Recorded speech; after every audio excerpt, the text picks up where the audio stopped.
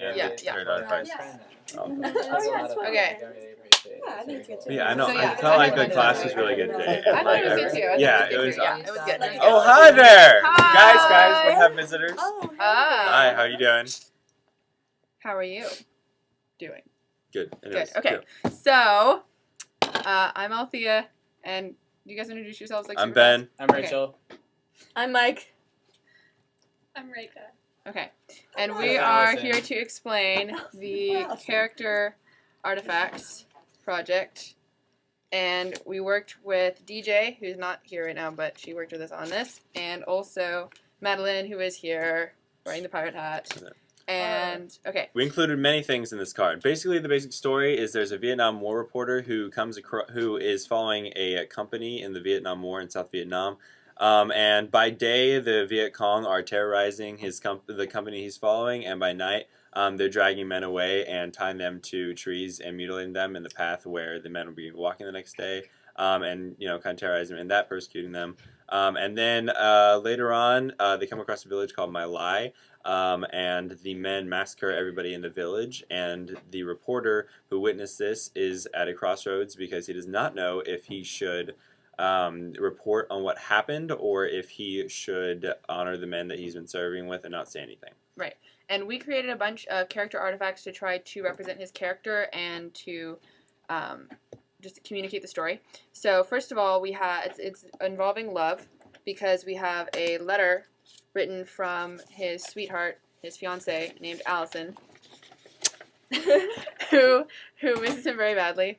And yeah, so this is the letter. And then it's also involving An An invasion invasion. because when the men come into My Lai, we described it as if they were invading the place as they were destroying it. okay, it's also about persecution. Because by night, when the Viet Cong come in, they're persecuting the men in a sense for doing their jobs. The men are just trying to fulfill their duty.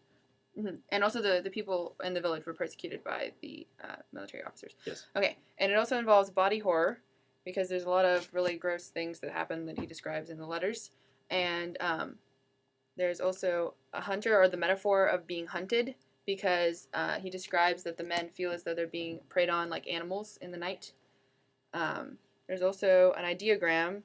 And that is the picture that we have of Allison. You can check that out on the website. But it basically symbolizes what home was for our reporter, and it just symbolizes what once was. Okay, there's also leave my head alone. There's also a debate.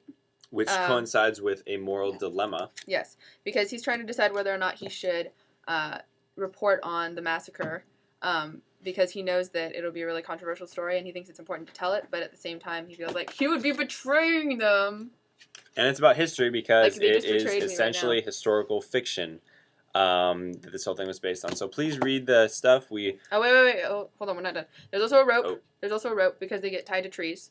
And there's also a detour, or a metaphorical detour, from the type of person he wants to be.